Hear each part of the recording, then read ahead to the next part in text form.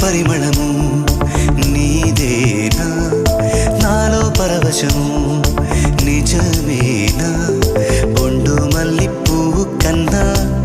తేలికగు నీ సోకు రెండు కళ్ళు మూసుకున్నా లాగు మరి నీ వైపు సొగసును చూసి పాడగాయలా